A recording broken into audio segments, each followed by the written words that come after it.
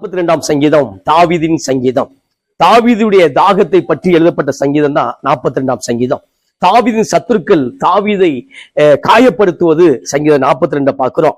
தாவீது தன்னையே கிறிஸ்துவுக்குள் தேற்றிக் கொள்ளக்கூடிய சங்கீதம் தான் சங்கீதம் 42ஆம் சங்கீதம்.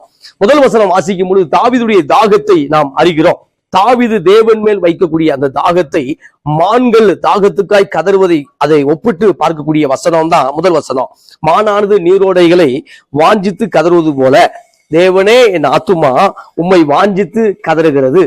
தாவீதுடைய தாகம் மான்கள் நீரோடையை பார்த்து கதறுவது போல, மான்கள் தண்ணீருக்காக கதறுவது போல, வனாந்தர பகுதியில மான்கள் தண்ணீருக்காக கதறுவது போல என் ஆத்துமா இந்த வனாந்தரத்துல, வாழ்க்கைங்கிற வனாந்தரம், போட்டிங்கிற வனாந்தரம், ஸ்தோத்திரம், காயப்படுத்தக்கூடிய காரியங்கள் நினைந்த வனாந்தரம், இந்த வனாந்தரத்துல மான்கள் எப்படி தாகமாய் அலைவது போல என் ஆத்துமா தேவன் மேல் தாகமாய் இருக்கிறது என்று தாவீது பதிவு செய்யறத பார்க்கிறோம். இந்த நாள்ல நம்முடைய ஆத்துமா தேவன் மேல் தாகமா இருக்க அழைக்கப்பட்டிருக்கிறோம். ஆமென் சொல்லுங்களேன். நம்முடைய ஆத்துமா தேவன் மேல் எப்பொழுதும் தாகம் உள்ளவர்களாக இருக்க வேண்டும். எனவே ஆண்டவர் சொல்லும் பொழுது தாகமா இருக்கிறவர்களே என்னிடத்தில் வந்து பானம் பண்ண கடவன். அப்ப தாகம் உள்ளவன் மேல் தண்ணீர் ஊற்றப்படும். இந்த நாள்ல தாகமா இருக்கும் பொழுது, பரிசுத்த ஆவியின் மேல் தாகமா இருக்கும் பொழுது, தேவனுடைய வார்த்தையின் மேல் தாகமா இருக்கும் பொழுது நாம் ஆசீர்வதிக்கப்பட முடியும். அந்த தாகம் நிச்சயமாக ஆவிக்குரிய வறட்சியை நீக்கும். அது மாத்திரமல்ல, நம்முடைய பொருளாதார இந்த உலகத்துக்குரிய வறட்சியும் நிச்சயமாக அது நீக்கும். எனவே தேவன் மேல் ஒரு தாகத்தோடு தாவீது அலைந்ததுனால தேவன் அவரை ஆசீர்வதித்து உயர்த்துறதை பார்க்கிறோம். இந்த நாளில் நாமும் ஆவிக்குரிய தாகத்தோடு அலையும் பொழுது நிச்சயமாய் ஆசீர்வதிக்கப்பட முடியும். அப்ப மான்கள் நீரோடை மேல் தாகமாய் இருந்து கதறுவது போல, மான்களுடைய சத்தத்தை பார்க்கும்போது பயங்கரமான சப்தமாக இருக்கும். அது பயங்கரமான ஒலி எழுப்பும். அந்த ஒலி என்பது அது தாகத்துக்கு காத்திருக்கிறது என்பது குறிக்கிறது. அப்ப தாவீதுடைய வாஞ்சை, விருப்பம் தேவன் மேல் இருக்கிறத பார்க்கிறோம். ஆமென் சொல்லுங்களேன். என் ஆத்துமா தேவன் மேல், ஜீவனுள்ள தேவன் மேலே தாகமா இருக்கிறது. நான் எப்பொழுது தேவனுடைய சந்நிதியில் வந்து நிற்பேன். அப்ப இது வனாந்தரத்தில் எழுதப்பட்ட சங்கீதம். தாவீது சவுலால் விரட்டப்பட்டது அல்லது அப்சுலாமால் விரட்டப்பட்டது, ஏதோ ஒரு காரியத்துல இப்போது தாவீது வனாந்தரத்தில் இருக்கிறார். ஆனால் தேவனுடைய சமூகத்துல, அந்த எருசலேமில் உள்ள தேவனுடைய ஆலயத்தில் வந்து நிற்க வேண்டும் என்று விரும்புகிறார். அப்ப என் ஆத்துமா தேவன் மேல், ஜீவனுள்ள தேவன் மேலேயே தாகமா இருக்கிறது. என் ஆத்துமா தாகமா இருக்கிறது. இந்த நாள்ல நம்முடைய ஆத்துமா தாகமா இருக்க வேண்டும் பிரதர். நம்முடைய ஆத்துமா தேவ சமூகத்தின் மேல தாகமா இருக்க வேண்டும் சிஸ்டர். நம்முடைய ஆத்துமா தேவன் மேல அந்த பிரேயருக்கும் வேத வாசிப்புக்கும் தாகமா இருக்கும் பொழுது நிச்சயமாக எதிரிகள் உங்களை வீழ்த்துவதில்லை, பிரச்சனை போராட்டங்கள் உங்களை வீழ்த்துவதில்லை, அல்லது ஸ்தோத்திரம் உங்களை அழித்து விடுவதில்லை. மாறாக நீங்கள் ஜெயம் எடுக்க முடியும். ஆமென் சொல்லுங்களேன். இந்த நாள்ல எப்பேற்பட்ட காரியமாக இருந்தாலும் நீங்கள் தேவ சமூகத்துல தாகத்தோடு காத்திருக்கும் பொழுது உங்களுடைய பிள்ளையின் காரியங்கள், உங்களுடைய ஸ்தோத்திரம் பர்சனல் காரியங்கள், உங்களுடைய டிபார்ட்மெண்ட் எந்த ஸ்தோத்திரம் எந்த விதமான காரியத்தினாலும் தேவன் நிச்சயமாய் அதை பார்த்து கொள்ள முடியும், ஆசீர்வதிக்க முடியும். அப்ப தாவீது, பக்தன் தாவீதுக்கு ஏகப்பட்ட பிரச்சனைகள் இருந்தது. பக்தன் தாவீதுக்கு பல பிரச்சனைகள் இருந்தது. இப்பொழுது தாவீது வனாந்தரத்தில் இருக்கிறார். சேஃப்டியில் இல்ல, சேஃப்டி ஜோன்ல இல்ல, வனாந்தரத்தில் இருக்கிறார். ஆனால் வனாந்தரத்தில் இருக்கும் பொழுது கூட தேவன் மேல் ஒரு தாகமாக இருந்தார். இந்த நாள்ல ஸ்தோத்திரம் நாம் தேவன் மேல் தாகமா இருக்கிறோமா என்பதை நமக்குள்ள கேள்வி கேட்கணும். நமக்குள்ள இந்த வாரம் முழுவதும் நாம் தேவ சமூகத்துல காத்திருந்தோமா என்கிற ஒரு கேள்வி கேட்கணும். நாம் அதிகமாய் தேவனை விசுவாசித்தோமா என்கிற கேள்வி கேட்கணும். நாம் அதிகமாய் ஸ்தோத்திரம் இந்த நாள்ல தேவனுடைய வார்த்தையை, அவருடைய ஜீவ வார்த்தை அதிகமாய் நான் தியானித்தனா என்கிற கேள்வியை நம்முடைய மனதுக்குள்ள கேட்கணும். கேட்கும் பொழுதுதான் அந்த ஆவிக்குரிய ஸ்தோத்திரம் இன்னும் தாகம் நமக்குள்ள ஏற்படும். பிரிய மனவுல அமைச்சு சொல்லுங்களேன். அப்ப தாவீது இருக்கக்கூடிய இடம் வனாந்தரம். ஆனால் ஸ்தோத்திரவுடைய வாஞ்சை எல்லாம் எப்பொழுது தேவ சமூகத்து வந்து நிற்பேன். அப்படின்னு சொல்லுங்களேன். எப்பொழுது சண்டே வரும், எப்பொழுது ஞாயிறு வரும், எப்பொழுது வெள்ளிக்கிழமை பிரேயர் வரும், எப்பொழுது நான் ஸ்தோத்திரம் சபை கூட்டங்கள் எப்போது வரும் என்கிற ஒரு தாகத்தோடு இருக்கும் பொழுது நிச்சயமாய் நீங்கள் பாவத்துக்குள் விழுவதில்லை, இந்த உலகத்துக்குள் விழுவதில்லை, தேவையில்லாத சோசியல் மீடியாக்குள் விழுவதில்லை, அசிங்கத்துக்குள் விழுவதில்லை. அப்படின்னு சொல்லுங்களேன். அப்ப போதை வஸ்துக்குள் விழுவதில்லை. அப்ப தாகம் தேவன் மேல் இருக்கும் பொழுது நிச்சயமாக ஒருவன் உலகத்திற்கும் கர்த்தருக்கும் ஊழியம் செய்யக்கூடாது என்று ஆண்டவர் சொன்னார். அப்ப தேவனுக்கு ஊழியம் செய்யும் பொழுது, தேவனுக்காய் பரிசுத்தமாய் வாழும் பொழுது நிச்சயமாய் எங்கள் பிசாசுடைய கண்ணில் அகப்படுவதில்லை. மாறாக ஸ்தோத்திரம் ஆவிக்குரிய மகளாக ஜொலிப்பீர்கள். ஆமென் சொல்லுங்களேன். அப்ப 3வது வசனம், தாவீதுடைய சத்துருக்கள் தாவீதை பார்த்து கேலி செய்வது அல்லது தாவீதை காயப்படுத்துவது. 3வது வசனம் வாசிக்கிறேன். உன் தேவன் எங்கே என்று அவர்கள் நாள்தோறும் என்னிடத்தில் சொல்லுகிறபடியால் இரவும் பகலும் என் கண்ணீரே எனக்கு உணவாயிற்று. அப்ப சத்துருக்கள் ஒரு கேள்வி வைக்கிறார்கள். தாவீதே, தேவன் உன்மேல் ஒரு அபிஷேகம் வைத்தாரே, அந்த அபிஷேகம் எங்கே? தேவன் உன்மேல் ஒரு பெரிய அபிஷேகம் வைத்தாரே, நீ ராஜாவாக வேண்டும் என்கிற ஒரு அபிஷேகம் வைத்தாரே, இப்பொழுது உன் சத்துருக்களால் ஒடுக்கப்பட்டு திரிகிறாய், சவுலால் ஒடுக்கப்பட்டு திரிகிறாய், அப்சலோமால் ஒடுக்கப்பட்டு திரிகிறாய், ஏதோ ஒரு காரியத்தில் நீ வனாந்தர வாழ்க்கைக்கு வந்து விட்டாய், இப்பொழுது உன் தேவன் எங்கே என்று தாவீதை பார்த்து கேட்கிறார்கள். ஆமென் சொல்லுங்களேன். இந்த நாள்ல நம்மை பார்த்து கேட்கிறார்கள். தேவனை நம்பி போனாயே, புறஜாதியிலிருந்து ரட்சிக்கப்பட்டு போனாயே, இந்த தெய்வம் வேண்டாம் என்று ஸ்தோத்திர இயேசுவை தேடி போனாயே, இப்பொழுது ஸ்தோத்திர ஒரு பெரிய ஆசீர்வாதத்துக்குள் வாழவில்லை, நீ பிரச்சனைக்குள்ளாக இருக்கிறாய், நீ செட்டில்மெண்ட்டுக்கு போகவே இல்லை என்று சொல்லும் பொழுது நம்மை காயப்படுத்துவதாக இருக்கிறது. இப்ப தாவீதை தன் சத்துருக்கள் காயப்படுத்தினார்கள், ஆனாலும் தாவீது தேவனுக்குள் தன்னை திடப்படுத்தினார். ஆமென் சொல்லுங்களேன். இந்த நாள்ல உங்களுடைய வாழ்வு செட்டில்மெண்ட் ஆகாத போல் இருக்கலாம், ஆனாலும் தேவன் இன்று இரவு உங்களுக்கு அற்புதங்கள் செய்ய முடியும். இந்த நிமிடங்கள் அற்புதம் செய்ய முடியும். தேவனுடைய கரத்தில் இருங்கள், தேவனை நம்புங்கள், ஸ்தோத்திரம், தேவன் மேல் விசுவாசமாய் இருங்கள். தேவன் நிச்சயமாய் உங்களுக்கான தீர்வை தர முடியும், உங்களுக்கான உதவிகளை பரலோகத்திலிருந்து தர முடியும். ஆமென் சொல்லுங்களேன். அப்ப சொல்லும்போது உன் தேவன் எங்கே என்று கேட்கும் பொழுது, தாவீதே, உன் அபிஷேகம் இருக்கிறது, உனக்குள் வல்லமை இருக்கிறது, நீ தேவனை தேடுகிறாய், தாகம் இருக்கிறது, ஆனால் தேவன் உன்னை கைவிட்டார் என்று சொல்லி, ஆமா, சீயோனோ கர்த்தரை மறந்தார், கர்த்தரை கைவிட்டார் என்று சொல்லுகிறார் என்று நம்ம வாசிச்சோம். அதே மாதிரிதான் இப்ப தாவீதை பார்த்து கேட்கிறாங்க. தாவீது பின்வாங்கி போகவில்லை, ஆனால் தாவீதுக்கு பின்வாங்கும்படியாக ஒரு அழைப்பு கொடுக்கப்படுகிறது, ஆனால் தாவீது பின்வாங்கவில்லை. ஆமென் சொல்லுங்களேன். இன்னைக்கு கர்த்தர் உனக்கு அற்புதம் செய்யவில்லை என்று எதிராளிகள் சொல்லும் பொழுது, நீ ஒவ்வொரு வாரம் தவறாமல் திருச்சபைக்கு போகிறாய் என்று மக்கள் சொல்லும் பொழுது, நீ சபைக்கு போய் என்ன ஆசீர்வாதத்தை கண்டா என்று அவர்கள் சொல்லும் பொழுது, இப்ப நீங்களே சிந்திக்க ஆரம்பித்து விடுகிறோம், நாமே சிந்திக்க ஆரம்பிக்க விடுகிறோம். அந்த தெய்வத்தை ஆராதித்து ஒரு பிரயோஜனம் இல்லைங்கிற எண்ணத்தை பிசாசுகள் உண்டு பண்ணுகிறது. ஆனால் தாவீது அந்த எண்ணத்திலிருந்து வெளியே வரல. ஆமென் சொல்லுங்களேன். தாவீது அந்த எண்ணத்திலிருந்து வெளியே வரல. காரணம் என்னவென்றால், தாவீதுடைய தாகம் எப்பொழுதும் தேவன் மேல் இருந்தது. அவர் என்னை உயர்த்தினாலும் உயர்த்தாவிட்டாலும் அவர் மேல் நம்பிக்கையா இருப்பேன். யோபு சொன்னது போல, கர்த்தரை கொன்று போட்டாலும் அவர் மேல் நம்பிக்கையா இருப்பேன் என்று யோபு சொன்னது போல, தாவீது தேவன் மேல் ஒரு தாகம் இருக்கிறதுனால அவர் அசைக்கப்படவில்லை பிரியமானவர்களே, அவர் கைவிடப்படவில்லை பிரியமானவர்களே.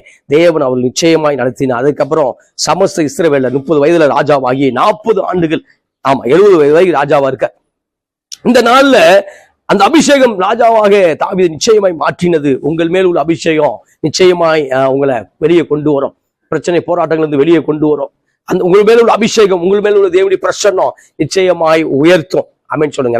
எனவே சோர்ந்து போகாதீங்க, தைரியமா இருங்க. 4வது வசனம் சொல்லும் பொழுது தாவீதுடைய தாகம் மறுபடியும் ஆரம்பிக்கிறது. மறுபடியும் தாவீதுடைய தாகத்தை சொல்லப்பட்டுகிறது. முன்னே நான் பண்டிகையை ஆசரிக்கிற ஜனங்களோடு கூட நடந்து கூட்டத்தின் களிப்பும் துதியுமான சத்தத்தோடு தேவாலயத்துக்குள் போய் வருவேனே, இவைகளை நான் நினைக்கும் பொழுது என் உள்ளம் எனக்குள்ளே உருகுகிறது, மெல்ட் ஆகுது. என்ன மெல்ட் ஆகுது அப்படின்னா, முன்னே நான் ஒரு நாள், ஸ்தோத்திரம், ஆமா, சம்பவம். சவுலால் எத்தனை ஆண்டுகள்? தாவீது 7 ஆண்டுகள் 10 ஆண்டுகள். அப்ப தாவீதால் ஸ்தோத்திரம் சவுலால் தாவீது துரத்தப்பட்ட ஆண்டுகள் 7 அல்லது 10 அப்படின்னு. அப்ப அத்தனை ஆண்டுகள் தாவீது துரத்தப்படக்கூடிய சூழ்நிலை இருக்கும் பொழுது அவர் நினைவு கூறுகிறார். என்ன நினைவு கூறாருன்னா, முன்னே ஒரு காலத்துல நான் அதிகமா ஜெபித்துக் கொண்டிருந்தேன், முன்னே அதிகமாக தேவ சமூகத்திலே காத்திருந்தேன், முன்னே யூத நபிகள் பாதத்துல உட்கார்ந்து அதிகமாய் வேத வசனத்தை கேட்டுக்கொண்டிருந்தேன். பவுல் சொல்லும் பொழுது, கமாலியல் பாதத்து அருகே அமர்ந்து நான் கல்வியை கற்றுக்கொண்டவன், தோராவை கற்றுக்கொண்டவன், வேத எழுத்துக்களை கற்றுக்கொண்டவன் என்று பேசுவது போல இங்க சொல்றாரு, நான் பண்டிகை ஆசரிக்க ஜனங்களோடு களிப்பும் சந்தோஷமாக, ஆமா, ஒரு ஆவிக்குரிய அந்த ரட்சிப்பின் அனுபவத்தோடு நான் தேவாலயத்துக்கு போய் வருவேனே, இப்போது வனாந்தரத்துல சத்துருக்கள் தொடர்ந்து கொண்டிருக்கிறார்கள், சத்துருக்கள் என்னை விரட்டி கொண்டிருக்கிறார்கள், எனவே நான் ஒளிந்து கொண்டிருக்கிறேன், இப்போது நான் பண்டிகையை ஆசரிக்க முடியவில்லை, கிறிஸ்துமஸை கொண்டாட முடியல, ஆமா, நியூ இயரை கொண்டாட முடியல, ஈஸ்டரை கொண்டாட முடியல, பண்டிகை கொண்டாட முடியல, சத்துருவை துரத்தி கொண்டிருக்கிறார் என்று ஆண்டவரை பார்த்து சொல்லுகிறார். ஆமென் சொல்லுங்களேன். இந்த நாள்ல உங்க சத்துரு உங்களை துரத்தி கொண்டிருக்கிறாரா? அதுக்கு ஒரு முடிவை கர்த்தர் நிச்சயம் வைத்திருக்கிறார். இந்த நாள்ல சத்துரு உங்களை ஸ்தோத்திரம் எப்படியாவது உங்கள் பிராணனை அழிக்க வேண்டும் என்று உங்களுக்கு விரோதமாய் ஸ்தோத்திரம் உறவுகள், சொந்த பந்தங்கள் உங்களுக்கு விரோதமாய் ஏதோ ஒரு காரியம் உங்களை அச்சுறுத்தி கொண்டிருக்கிறதா? கலங்காதிருங்கள், கர்த்தர் இன்றைக்கும் உங்களுக்கு அற்புதம் செய்ய அவர் போதுமானவா இருக்கிறார். அப்ப நான் நினைக்க வேண்டிய காரியங்கள் தேவ சமூகம். நான் எதை யோசிக்க வேண்டும் என்றால், பண்டிகைக்குள்ள தேவனை ஆராதித்த நான் எப்பொழுதும் இந்த ஆராதனையில கவனமாயிருக்கும் பொழுது, எப்பொழுதும் தேவனுடைய பிரசன்னத்திலே கவனமாயிருக்கும் பொழுது நிச்சயமாக எந்த ஒரு காரியமும் அவங்க வீழ்த்துவதில்லை. ஆமென் சொல்லுங்களேன். அப்ப ஆராதனை வீரனை, தேவ சமூகத்தை தேடக்கூடிய வீரனை சவுல் வீழ்த்த முடியவில்லை, பிசாசுகள் வீழ்த்த முடியவில்லை, பெலிஸ்தர்கள் வீழ்த்த முடியவில்லை, கோலியாத்துகள் வீழ்த்த முடியவில்லை. ஏனென்றால் தாவீது ஒரு ஆராதிக்கிற மனிதன், தாவீது தேவனை தேடுகிற மனிதன். இந்த நாள நீ கர்த்தரை தேடுவாயா சகோதரியே? கர்த்தரை தேடுவாயாக அன்பு சகோதரா. பிரச்சனை போராட்டத்தை வைத்துக் கொண்டு அதவே முணுமுணுத்துக் கொண்டு அதவே முறுமுறுப்பாக்கி கொண்டு அதவே ஸ்தோத்திரம் யோசித்துக் கொண்டு தேவனை விட்டு தூரமாய் போயிருக்கக்கூடிய அருமையான சகோதர சகோதரிய மறுபடியும் தேவ சமூகத்துல காத்திருக்க தொடங்குங்கள். ஆமென் சொல்லுங்களேன். இப்ப 5வது வசனம், தாவீது தன்னையே தேற்றிக் கொள்வது. இது எப்படி இருக்கு? வா, தாவீது தன்னையே தேற்றிக் கொள்வது. வனாந்தரத்துல இருக்கக்கூடிய அந்த 400 பேரும் பெரிய ஸ்பிரிச்சுவல் மேன் சொல்ல முடியாது. வனாந்தரத்துல கைவிடப்பட்டவர்கள், நொறுக்கப்பட்டவர்கள், கடன்பட்டவர்கள், ஆமா, ஏற்கனவே கிரிமினல் கேஸ்ல பிரச்சனை உள்ளவன், அப்ப அவன் ஏற்கனவே தேடப்படக்கூடிய குற்றவாளி. இவர்களாம் சேர்ந்து எங்க பண்றாங்க? தாவீதோடு சேர்ந்து கொண்டார்கள். அந்த 400 பேர், அந்த 400 பேர் தாவீதை காட்டிலும் ஆவிக்குரிய மனிதன் இல்லை. அப்ப இவர்கள் இன்னும் தாவீதை காயப்படுத்தினார்கள். தாவீதுக்கு தேவையான புத்துணர்ச்சி வார்த்தை தரவில்லை, தாவீதுக்கு தேவையான ஊக்கமான வார்த்தையை தரவில்லை. எனவே தாவீது 5வது வசனம் தன்னையே தேற்றிக் கொள்ளக்கூடிய காரியமாக அமைகிறது. ஆமென் சொல்லுங்களேன். இந்த நாள்ல என் குடும்பத்துல ஒருத்தன் மாத்திரம் ரட்சிக்கப்பட்டிருக்கிறேன், என் கோத்திரத்துல ஒருத்தன் மாத்திரம் ரட்சிக்கப்பட்டிருக்கிறேன், என் தகப்பன் வழி என் தாய் வழியில ஒருத்தன் மாத்திரம் ரட்சிக்கப்பட்டிருக்கிறேன், என்னை தேற்றுவதற்கு யாரும் இல்லை. இப்ப நான் தொழில் விஷயமாக எங்க இருக்கேன்? கல்ஃப்ல இருக்கிறேன். அங்க ஆராதிக்கக்கூடிய சூழ்நிலை இல்லை, அங்க செபிக்கக்கூடிய சூழ்நிலை. இப்ப நான் தூர தேசத்தில் இருக்கிறேன். தேவனை நினைத்த நேரம்லாம் தேட முடியாது, நினைச்ச நேரம்லாம் 4 பேர் சேர்ந்து ஜெபிக்க முடியாது. நான் தனிமையா இருக்கிறேன், என்னை தேற்ற ஆள் இல்லை என்று சொன்னால் இந்த நாள்ல தாவீதை உங்களுக்கு ஞாபகப்படுத்துகிறேன். இந்த நாள தாவீதை உங்களுக்கு முன்பாய் பதிவு செய்ய விரும்புகிறேன். தாவீது தன்னைத்தானே தேற்றிக் கொள்ளக்கூடிய காரியத்தை உங்களோடு நான் பேச விரும்புகிறேன். ஆமென் சொல்லுங்களேன். அப்ப 5வது வசனம், என் ஆத்துமாவே நீ ஏன் கலங்குகிறாய்? தாவீது தன்னுடைய ஆத்துமாவை பார்த்து, உள்ளத்தை பார்த்து, சோர்ந்து கிடந்த உள்ளத்தை பார்த்து மறுபடியும் தட்டி எழுப்புகிறார். ஆமென் சொல்லுங்களேன். என் ஆத்துமாவே நீ ஏன் கலங்குகிறாய்? ஏன் எனக்குள் தேங்குகிறாய்? தேவனை நோக்கி காத்திரு, அவர் சமூகத்து ரட்சிப்பு நிமித்தம் நான் இன்னும் அவரை துதிப்பேன். Praise God. இன்னும் நான் அவரை போற்றுவேன். ஆமென் சொல்லுங்களேன். ஆமென் சொல்ல மாட்டீங்களா? ஆமென். அப்ப என் ஆத்துமாவே நீ ஏன் கலங்கு? தேவனை ஆத்துமாவை பார்த்து ஒரு கேள்வி. ஆமா, கடந்த நாள் சந்தோஷமா இருந்தாயே, போன மாதம் சந்தோஷமாக இருந்தாயே, ஒரு பிரச்சனை போராட்டம் வரும் பொழுது ஏன் தேவன் சமூகத்திலே காத்திருக்காமல் ஏன் புலம்பிக் கொண்டிருக்கிறாய்? ஏன் அற்புதம் நடக்கவில்லை என்று பேசிக் கொண்டிருக்கிறாய்? ஏன் எனக்குள் கலங்குகிறாய்? ஆமென். ஏன் எனக்குள் திகைக்கிறாய்? ஆமா, கலக்கம் என்பது ஒரு ஒரு காரிய, அதாவது கலங்கி நிற்கக்கூடிய நீரோடை போல. கலக்கம் என்பது ஒரு சின்ன ஒரு பயம், அச்சுறுத்தல். ஆனால் திகைப்பு என்பது ஐயோ அவ்வளவுதான், என் வாழ்விலே வெளியே வர முடியாத சூழ்நிலை, இந்த வியாதியை விட்டு வெளியே வர முடியாத சூழ்நிலை, இந்த பொருளாதார கஷ்டத்தை விட்டு வெளியே வர முடியாது என்கிற சூழ்நிலை. இப்படிப்பட்ட சூழ்நிலை தான் தாவீதுக்கு இருந்தது பிரியமானவர்களே. ஆனால் தாவீது தன்னை பார்த்து தேற்றிக் கொள்ளக்கூடிய வார்த்தை, தன்னை பார்த்து ஸ்தோத்திரம், தன்னுடைய உள்ளத்தை பார்த்து, ஆவி ஆத்மாவை பார்த்து பேசுகிறார். தன்னுடைய உள்ளான மனிதனை பார்த்து பேசுகிறார். என்ன பேசுறாரு? ஏன் கலங்குற? தேவ சமூகத்துல ஒரு தீர்வு உண்டு. இது எப்படி இருக்கு? தேவ சமூகத்துல ஒரு ஆசீர்வாதம் உண்டு, தேவ சமூகத்துல ஒரு நன்மை உண்டு என்று சொல்லி தன்னைத்தானே தேற்றிக் கொள்ளக்கூடியதை பார்க்கிறோம். இந்த நாள்ல நீங்க தன்னைத்தானே தேற்றிக்கொள்ள பழகணும். எப்போதும் நண்பர்கள் தேற்றுவார்கள், ஊழியர்கள் தேற்றுவார்கள். எப்போதும் ஸ்தோத்திரம் கரெக்டான அந்த உங்களுடைய கரெக்டான அந்த பாயிண்ட்ல சரியா என்னை தேற்றுவார்கள் என்று சொல்லி நினைத்து கொண்டே கூடாது. அப்ப சரியான பாயிண்ட் எல்லாரும் புரிஞ்சுக்க நினைக்கவே கூடாது. அப்ப உங்களே நீங்க கர்த்தருக்குள் தேற்ற பழக வேண்டும் பிரியமானவர்களே. ஆமென் சொல்லுங்களேன். அப்ப தாவீது பல நேரங்களில் தன்னையே என்ன செய்யற? தேவனுக்குள்ள தேற்றுகிறத பார்க்கிறோம். 6வது வசனம், சங்கீதம் 42:6, என் தேவனே என் ஆத்துமா எனக்குள் கலங்குகிறது. இப்ப சொல்லும் பொழுது மறுபடியும் ஆத்துமாவை தைரியப்படுத்திட்டு, ஆத்துமாவில ஒரு கேள்வி எழுப்பிட்டு, இப்ப மறுபடியும் அந்த ஜெபத்தை, அந்த காரியத்தை, அந்த வரிய வார்த்தையை தேவ சமூகத்துல கொண்டு வரதை பார்க்கிறோம். ஆமென் சொல்லுங்களேன். என் தேவனே என் ஆத்துமா எனக்குள் கலங்குகிறது. இப்ப ஆத்துமா நல்ல இல்ல, அது உள்ள கலக்கம் இருக்குது, ஒரு பயம் இருக்குது. ஆமா, வெளியே சொல்லாட்டினாலும் ஒரு பயம் இருக்குது, வெளியே அழுகாட்டினாலும் உள்ள ஒரு அழுகு ஒன்று இருக்கிறேன், வெளியே ஸ்தோத்திரம் ஆமா சந்தோஷமா இருக்கிற மாதிரி காணப்பட்டாலும் உள்ள துக்கத்தோடு இருக்கிறேன். இப்ப எனக்குள்ள கலங்குகிறது. ஆமென் சொல்லுங்களேன். இதனால பிரச்சனை நினைச்சு கலங்கிட்டு இருக்கீங்களா? எதிர்காலம் என்ன ஆகும் என்று தெரியல கலக்கமா இருக்குதா? பைனான்ஸ்ல என்ன செய்ய போறேன் தெரியல கலக்கமா இருக்கீங்களா? கவலை கொள்ள வேண்டாம். இஸ்ரேலின் தேவன், யாக்கோபின் தேவன் உங்களை பார்த்துக் கொள்வார், உங்கள் தேவைகளை சந்திப்பார். ஆமென் சொல்லுங்களேன். நீர் என்னை காண்கின்ற தேவன். ஆமா, ஆகார் அன்றைக்கு ஒரு பேர் வைக்கிறாங்க. என்ன பேர் வைக்கிறாங்க அப்படின்னா, எல்லாருக்கும் சாமி பேர் வச்சா இந்த அம்மா சாமிக்கு ஒரு பேர் வைக்கிறாங்க, நீர் என்னை காண்கின்ற தேவன். இந்த நாள்ல கர்த்தர் உங்களை காண்கிறார், உங்கள் பிரச்சனைகளை அறிகிறார், உங்களுடைய உள்ளார்ந்த எண்ணங்களை அறிகிறார். ஆமேன் சொல்லுங்களேன். ஆமேன். அப்ப அவர் சொல்லும் பொழுது தேவனை பார்த்து சொல்றேன், தேவனே என் ஆத்துமா எனக்குள் கலங்குகிறது, ஆகையால் யோர்தான் தேசத்திலும் எர்மோன் மலைகளிலும் சிறு மலைகளிலும் இருந்து உண்மை நினைக்கிறேன். உண்மை நினைச்சு பார்த்துக்கிட்டே இருக்கேன். சவுல் ஒவ்வொரு நாள் துரத்திக்கிட்டே இருக்காரு. இப்ப ஜோர்டான் நாடு, அதான் யோர்தான் தேசத்திலும் நினைத்து கொண்டிருக்கிறேன். எர்மோன் மலைகளையும் நினைக்கிறேன். எர்மோன் மலை எப்ரோன் கிடையாது, எப்ரோன் வேற. எப்ரோன் காலேப்பு கொடுத்தது, எப்ரோன் வேற. அது மலைதான், இது மலைதான். அப்ப இது எர்மோன் மலை, பனி படர்ந்து கூடிய மலை. அப்ப யோர்தான் தேசம் நல்ல அழகான தேசமா இருக்குது. ஆனா எர்மோன்கிறது பயங்கரமான பனி இறங்கக்கூடிய இடம். பயங்கரமான பனி, இமயமலை மாதிரி, சிம்லா மாதிரி. அப்ப அந்த இடங்களிலும் நான் என்ன செய்யறேன், ஆண்டவர் உண்மை நினைத்து கொண்டு இருக்கிறேன். சிறு மலைகளிலும் இருந்து உண்மை நினைக்கிறேன். ஏரியா மாறினாலும் சரி, எனக்குள்ள கூடிய அந்த ஏரியாவை உமக்கு வைத்திருக்கிறேன், விட்டு கொடுக்க மாட்டேன்.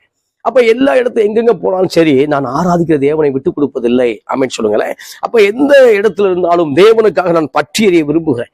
அப்ப தானியேல் யூத தேசத்துல இருந்தாலும் சரி, தானியேல் பாரசீக தேசத்துல இருந்தாலும் சரி, தானியேல் பாபிலோனில் இருந்தாலும் சரி, அப்ப ஜெபிப்பதுல நான் விடமாட்டேன். எப்பொழுதும் ஜெபிப்பேன், 3 வேளையும் ஜெபிப்பேன், எருசலேமை நோக்கி ஜெபிப்பேன் என்று தாவீது எந்த இடத்துல இருந்தாலும் தானியேல் எந்த இடத்துல இருந்தாலும் ஜெபிப்பேன் என்று சொல்லி அவர் ஜெப வீரர்களாக இருந்தார்கள். ஆமென் சொல்லுங்களேன். இந்த தாகம் என்பது காலைல ஆண்டவர் தேடாம இருந்தா அப்படின்னா ஏதோ ஒரு பிரச்சனை சம்பவிச்சிரும் அப்படிங்கிறதுக்காக இல்ல.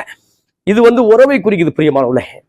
அவர் என் தகப்பனா இருக்கிறார், நான் கண்டிப்பா தேடித்தான் ஆக வேண்டும். அவரை தேடும் பொழுது நீங்க ராங்கான கனெக்ஷன்ல சிக்க மாட்டீங்க. அவரை தேடும் பொழுது ஸ்தோத்திரம் வேற ஒரு பெரிய ஒரு விபரீதமான காரியத்துக்குள் சிக்கிக் கொள்ள மாட்டீங்க. அவரை தேடும் பொழுது ஸ்தோத்திரம் வேற ஒரு நபரை நேசிக்க மாட்டீங்க. அவரை தேடும் பொழுது வேற ஒரு காரியத்துல பற்றா இருக்க மாட்டீங்க. ஆமென் சொல்லுங்களேன். இந்த தாகம் தேவன் மேல் இருக்க வேண்டும். ஆமென் சொல்லுங்களேன். எனவே எங்க யோர்தான் தேசத்துல எர்மோன் மலையில சிறு மலையில இருந்து நினைச்சுக்கிட்டே இருக்கேன். ஆமென் சொல்லுங்களேன். இன்னைக்கு அநேகர் சொல்லுவாங்க, உடனே நினைச்சுக்கிட்டே இருக்கேன் பிரதர் பாங்க, போய் சொல்லுவாங்க. உங்களுக்கு ஜெபிச்சு கொண்டே இருக்கோம் பாங்க, போய் சொல்லுவாங்க.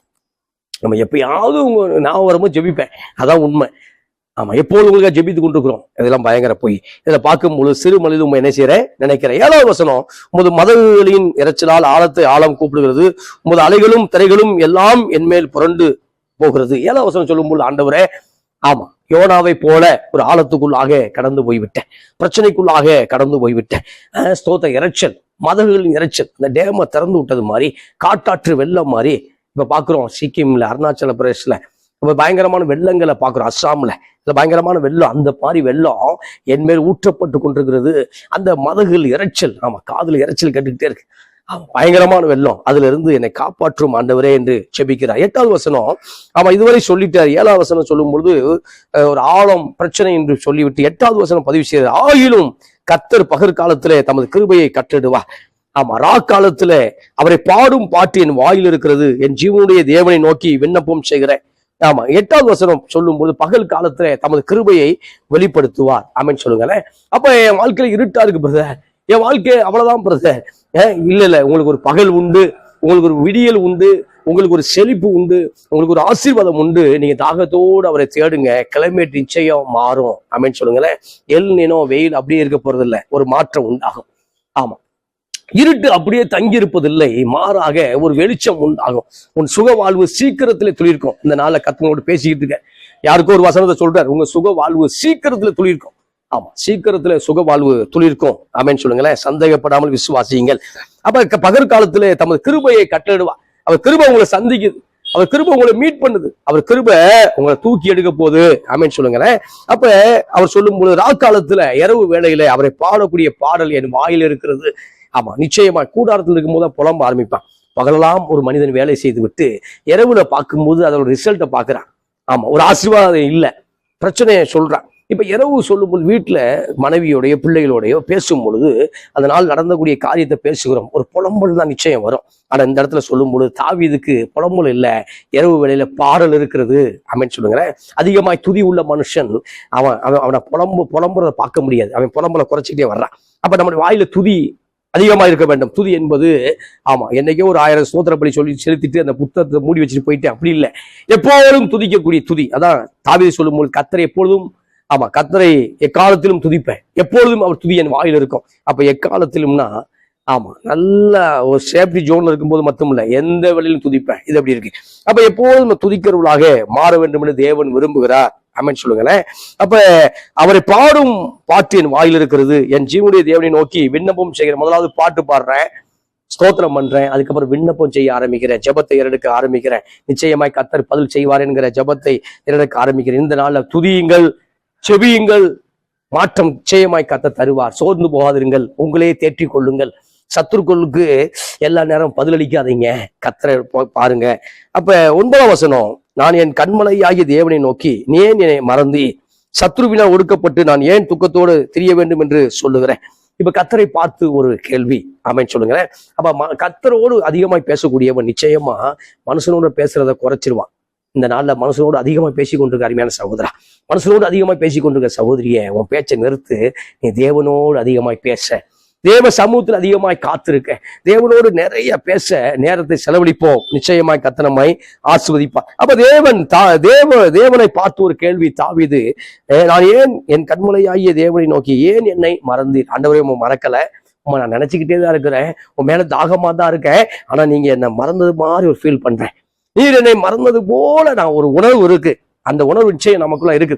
தேவன் நம்ம கூட இருக்கிறாரா இல்லையாங்கிற உணர்வு அடிக்கடி வரும். அந்த நேரத்தில் அதிகமாய் துதிக்க வேண்டும், அதிகமாய் அவரிடத்து ஒப்புரவாக வேண்டும். ஆண்டவரும் எது நான் காயப்படுத்தி விட்டேனா, பரிசுத்த ஆவியானவரும் ஏதோ துக்கப்படுத்தி விட்டேனா, அல்லது உம்மை பார்க்கலும் ஏதோ இந்த உலகத்தை உலக மனிதன் நம்பி விட்டேனா, அல்லது உம்மை பார்க்கலும் நான் பணத்தை அதிகமாய் நம்பி விட்டேனா, ஆண்டவரே ஸ்தோத்திரம், நான் உம்மை நம்புகிறேன், என் மேல் மனமிறங்கும் சொல்லி மறுபடியும் ஒப்புரவாகும் பொழுது தேவன் இல்லாத மாதிரி இருக்கக்கூடிய ஃபீலிங் மாறும்.